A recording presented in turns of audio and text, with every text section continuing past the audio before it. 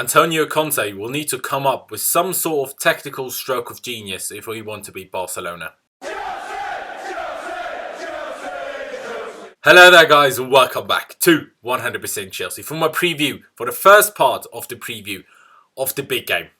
Of the game we've all been waiting for, and it's coming closer and closer. Just 2 more days. Chelsea versus Barcelona in the round of 16 of the Champions League, with the kickoff being on Tuesday 7:45 PM at Stamford Bridge. So like I said, this is the first part of my Chelsea versus Barcelona preview. Today I will focus on our opposition Barcelona, how good or how bad they are. Well, to be honest, more like how good they are, how they play, etc. Tomorrow then I will focus on Chelsea. I will summarise Antonio Conte's pre-match press conference that will take place tomorrow, and I will tell you how I think we should line up and how I think we will line up, and maybe, how I think we can beat Barcelona. But as I said, today we speak about Barcelona. And to warn you, today's video will certainly be the more negative / pessimistic one. Some might say the more realistic one. But, I am hyped for the game. I am more optimistic than you might expect me to be honest. But I am only going to bring you facts about Barcelona today. And Barcelona do look good. That's just what it is. So today might not sound as optimistic and might not spark that much optimism within you, but I still urge you to watch the video because it's very interesting. So let's speak about Barcelona then. Well, they are top of La Liga with 62 points from 24 games, 10 points clear of Atletico Madrid in second. Atletico have a game in hand, to be fair. They will play Athletic Bilbao today. That game will probably have finished by the time this video is up, so they might very well be back to 7 points. Even crazier is though that Barcelona is 20 points clear of Real Madrid. Okay, Madrid have 2 games in hand, but even if they do win both of those, it's still a 14-point gap, and that is literally mental. From their 24 games played, Barcelona won 19 and drew 5, and therefore didn't lose a single game in the league so far this season. And they already played both of the Madrid clubs away from home. Gave Real Madrid a 3-0 spanking at the Bernabeu. Like, that's crazy. They have scored 62 goals in those 24 games in the league. The team with the second most amount of goals scored is Real Madrid with 50. 12 less than Barcelona. And also, Barca have only conceded 11 goals. Only Atletico have conceded less with 9. Now yesterday, Barcelona did play and beat Eibar 2-0 away from home. Eibar are currently 7th in the league. But Barcelona did field their very, very best team, and both Lionel Messi and Luis Suarez played the full 90 minutes as well. The 2 last league games before yesterday though, both ended in draws. A 0-0 draw with Getafe at the Camp Nou, and a 1-1 draw at Espanyol Barcelona as well. So maybe not the perfect result. Maybe I'm just trying to make myself feel better about their results. But, it's what it is. 2 draws in the games before yesterday. Now, while Barcelona did lose both legs in the Spanish Super Cup to Real Madrid back in August before the league campaign kicked off, ever since, they only lost 1 game in all competitions all season. And that was in the first leg of the Spanish Cup quarter-final. But they won the second leg anyway and went through to the semi-final. So, they're good. They're having a good season. Oh, and just to mention it, their only injury seems to be right back Semedo, who is usually backup to Sergio Roberto anyway. So, their starting 11 should, if things go to plan, be available on Tuesday. Let's now speak about Barcelona's danger men. And well, it would actually be quicker to speak about their less so dangerous players, but we have to speak about the most obvious one, and that is of course Lionel Messi. Undoubtedly the best player in the world in my opinion. Arguably the best player in history of this sport. 37 games he's played in all competitions this season, scoring 27 goals, 20 of them in the league. And if that wasn't good enough, he's also got 15 assists, 12 of which in the league. He also does play in a slightly different position to what he has done before, but I'll get to that a little bit later. The other obvious danger man is obviously Luis Suarez. He had a bit of a slow start to the season, but he certainly found his scoring boots along the way with 20 goals and 8 assists in 34 games. While he hasn't netted a single goal in the Champions League so far, his league record is outstanding with 17 goals from 21 games in La Liga. The other dangerous players I will speak about after telling you, how Barcelona have changed and, how they play now, really. And they do play differently to how they used to for years and years. When they brought in the new manager, Ernesto Valverde, a lot of people were saying, well, who is that guy? After his last job was at Athletic Bilbao, before then he was at Valencia where he didn't even last a full season. But he changed Barcelona around basically completely. Rather than their 4-3-3 high possession based passing tiki-taka football, they now play in basically a kind of 4-4-2 diamond, or some might call it a narrow 4-4-2. They do also press pretty damn high up the pitch as well in some games, while still keeping that balance. Like, you know, they're a very balanced team and not just, you know, all going forward and very sloppy at the back. Their formation currently looks like this, and this is how they lined up against Eibar yesterday. While they have used different formations throughout the season, like the 4-2-3-1, the normal 4-4-2, or even the old 4-3-3 once or twice, especially since Coutinho from Liverpool obviously signed, who by the way is obviously ineligible to face us on Tuesday as he's already played in the Champions League for Liverpool. The 4-4-2 diamond, or the narrow 4-4-2, whichever way you want to call it, is what they've used in their big games so far this season. Now, I said they moved away from their extremely possession-based football, and they did, but they are Barcelona, and they still have players like Lionel Messi, Iniesta, Rakitic, Busquets. In La Liga, the average possession of the ball has been almost 61%, with a pass completion rate of 87%, and pretty much the same stats in the Champions League as well. Compared to that, Manchester City have an average possession of 68% in the Premier League, so, you know, it's not as possession-based anymore for Barcelona. Chelsea, though, on average have 55% of the ball and under 50% though in the Champions League, with a pass completion rate for Chelsea of around 85% both in the league and the Champions League, so that doesn't differ that much. Now, of course, if your wide players in the four-man midfield without wingers ahead of them are Rakitic and Iniesta, a lot of the attacking work down the flanks is left to their fullbacks, who are usually Jordi Alba and Sergio Roberto, two very capable fullbacks, but very different types of players as well.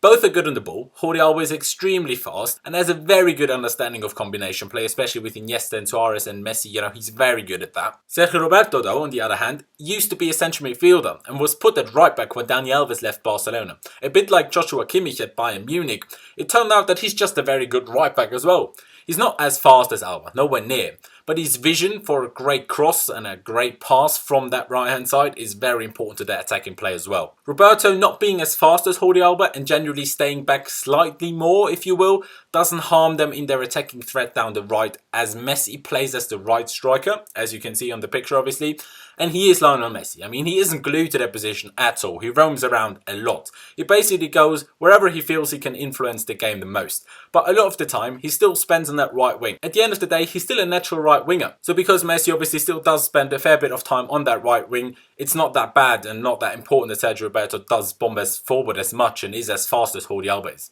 Both fullbacks are absolute running machines. They basically don't stop running, and somehow they don't even seem to get tired either. Neither of them, though, are the greatest defenders as such, but at least from what I have seen this season, they still look like they have improved on that aspect ever since Valverde has come in. Now, arguably the most interesting player in their team is Paulinho. When Barca signed him in August last summer, I think literally the whole world was confused. Barcelona signed a 29-year-old from the Chinese league who wasn't even good enough for Tottenham, when Tottenham were a lot worse than they are now. And also, they signed him for 40 million euros, 40, when he left Tottenham for China for only 14 million euros. But Paulinho was huge for Barcelona. Like, he was huge. He gave them power, strength, and pace in centre of midfield that they just did not have before. Like, he gave them a completely different element. Especially at the start of the season, he was scoring a fair few goals as well, scoring 8 goals with 2 assists in 23 league games so far in this campaign.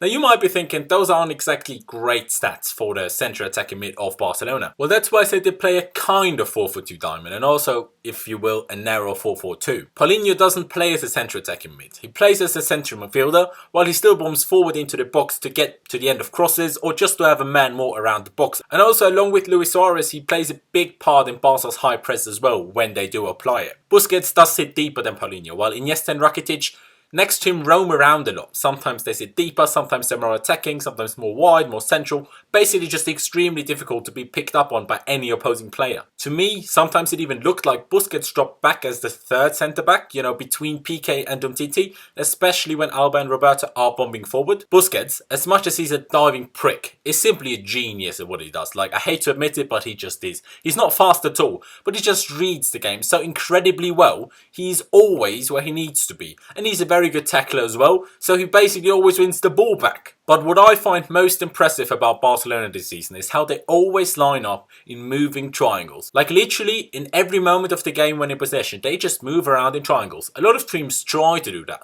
but I've hardly ever seen it used in such incredible perfection. That's how they keep possession, and that's why they have such a good pass completion rate as well while they're moving the ball forward up the pitch. You know, everyone can have a great pass completion rate, you know, if you just pass it around the defenders. Barcelona move the ball forward with great pass completion rates, and that's because of their moving triangles. Because they always just have two easy and close options to pass it to, and it's near enough impossible for the opposition to block every possible passway for them. And even if you do as the opposition, with the players they have, they can still just play a difficult through or a difficult long ball to their attackers.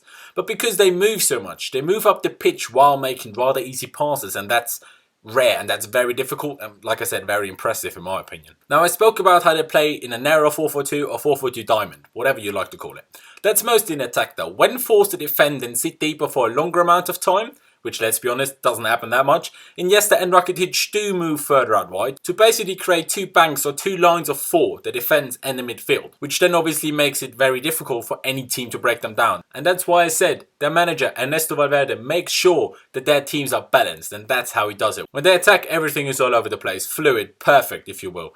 But when they defend, they are solid. They know where to be and they know how to defend, and that's why they've only conceded 11 league goals. So, it is impressive, you have to admit that. Now, I know there was a lot of information and maybe not all too easy to understand without images or video clips. I hope you kind of did get a grasp of how they play though. To finish it off, Barcelona are good. Very good. And Antonio Conte will need to come up with some sort of tactical stroke of genius. I know some people out there will now say, basically we've already lost if that's what we need. But let's wait and see what Conte does. I'm very interested, I'm very intrigued to see what happens on Tuesday.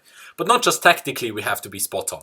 The players need to bring the absolute A game, and there is no two ways about this. They need to run their socks off, they need to be technically perfect, both in control of the ball and in passing, and even more crucially, when we do get chances, we need, and I can't stress this enough, we have to be clinical.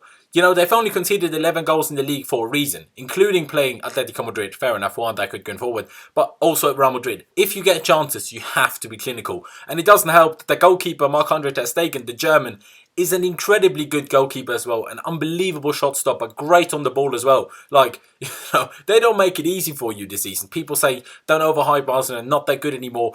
People just think back to when they lost to Real Madrid in the Super Cup, and a lot of people are like, is this the end of the Barcelona era? And then basically they signed Paulinho, and then everything changed. I'm not saying it's all because of Paulinho, but, the new manager, and it just clicked. And ever since then, they've been immaculate. Maybe the results haven't been all 5-0, 6-0, 7-0, which, they have been, kind of their results in the past. But they're still winning, and they're not losing games. And it will be incredibly difficult to beat them.